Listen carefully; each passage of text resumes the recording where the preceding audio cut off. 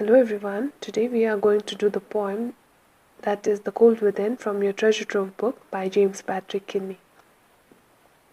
Okay, so before starting the poem, let us know about the poet in brief. James Patrick Kinney was an Irish-American poet who was born on March 16, 1923 in Cincinnati, Ohio. And Ohio is a place where the blacks were hated in the 1960s. Okay, Kinney came from a poor Irish family and he was dropped out from school in 10th grade in order to take care of his mother's health.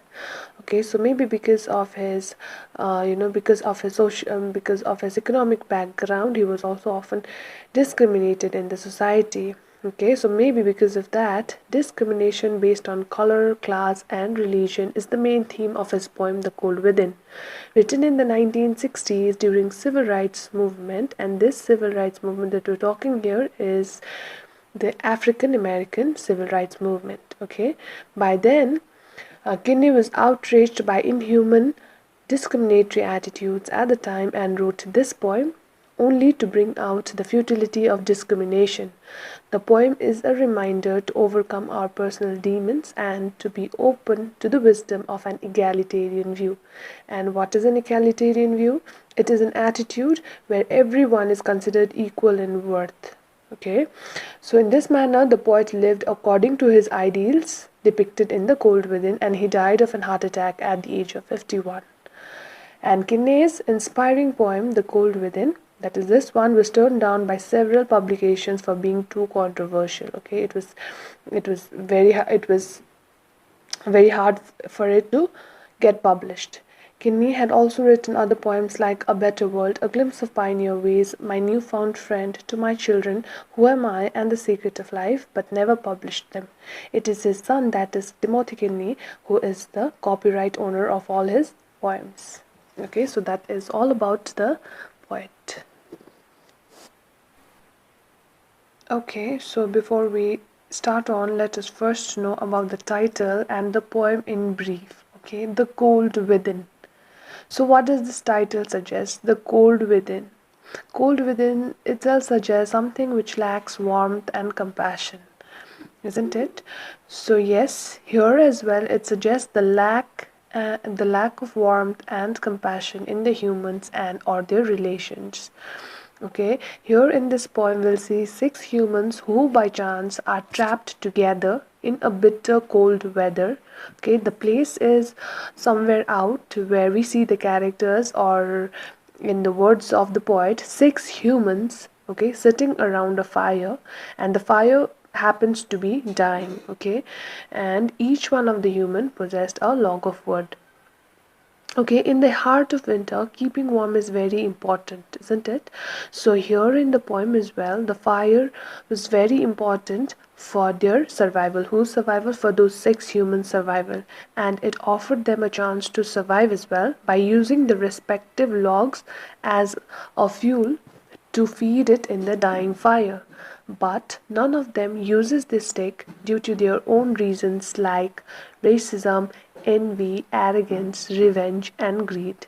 And ultimately, we see that everyone dies as they refused to shun their prejudices, sealing their own doom.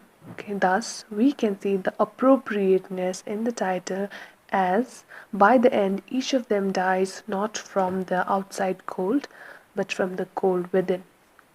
Okay.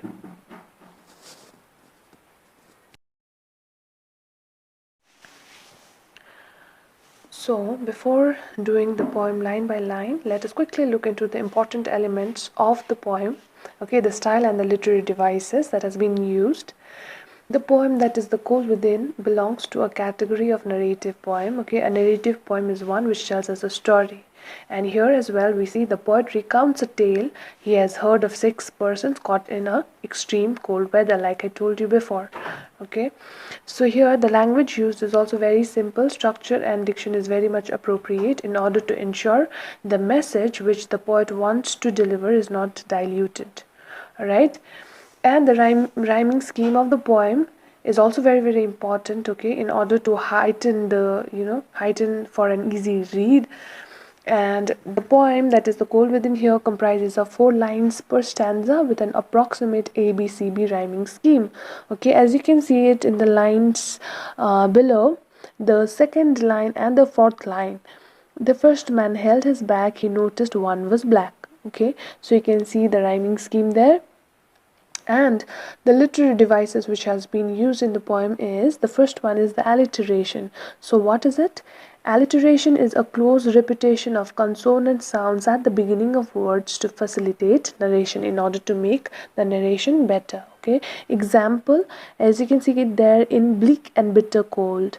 For the faces round the fire, like in the first one, BB has been repeated. Okay, and in the next one, 4 of the faces round the fire, the F letter and the F consonant sounds has been repeated. Okay, and this lines has been taken from the poem itself. We'll do it when we do the poem line by line.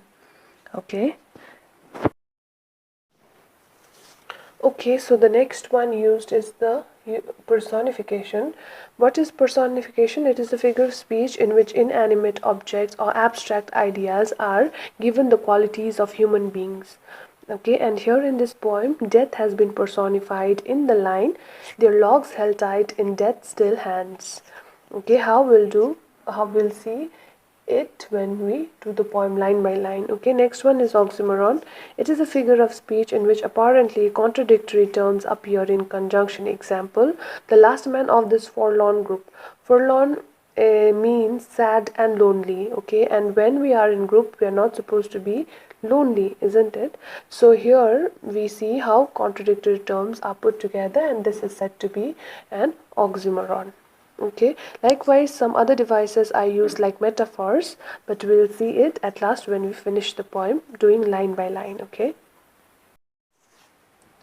Okay, so before starting the poem, I would like to tell you another important thing is that in this poem, The Cold Within, James Patrick, that is the poet, does not instruct or gives idea about anything. Okay, he just narrates a simple story, and in each of the stanzas he has given the description about his characters, about 6 humans, but he wants his readers to analyze the characters and draw the conclusion about their characters, and he himself does not give any judgment regarding any of the characters.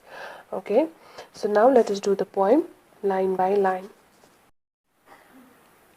Okay, so now the poem The Cold Within by James Patrick Kinney. 6 humans trapped by happenstance in bleak and bitter cold. So as the poem opens, we see a graphic scene of 6 humans trapped by happenstance in a very gloomy and bitter cold. Okay, so firstly let us know the meanings of the words like trapped.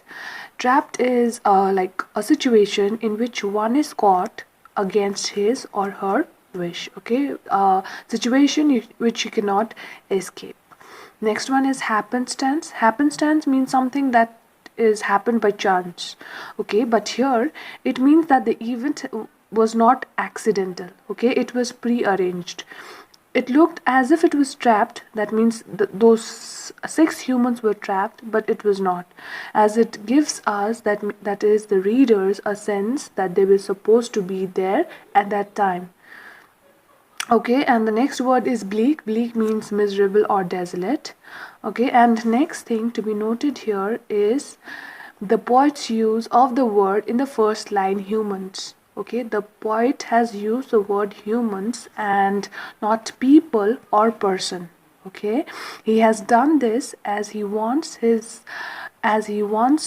to draw the attention of his readers to the gathering as specific individuals and not as a whole group. Humans here can almost mean as if he is talking about all humans. Okay, because like before we humans, being the member of one race or one particular caste, creed, religion, we are first humans created by our creator. Hence he has also used this word humans and not people or person. Okay, and the next thing to be noted here in the second line is the usage of the literary device, that is alliteration, which we had done earlier. Okay, Here, as you can see it, the underlined letters B and B. In bleak and bitter cold, the letter B has been underlined. Okay, so that means that the literary device alliteration has been used. And what is alliteration? Like I told you before, the close repetition of consonant words at the beginning of words. As you can see it, the repetition of the consonant word, that is B and B in bleak and bitter. Okay, and another thing that is to be noted here also is it also suggests that it also suggests, or something add like a visual imagery in the poem. Okay, that something ominous, okay, something ominous feeling that the reader gets as the poem starts.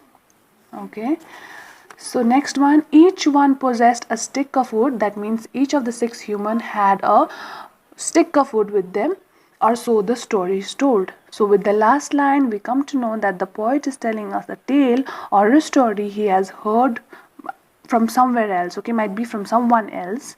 And what is the story about? The story is about 6 humans caught together in grip of a severe winter, where each of them had a single stick of wood with them in order to use it, to save all of them. But as the poem unfolds, we see that none of the humans is willing to give up their log of wood because of their own reasons. We'll see it what reasons. Okay,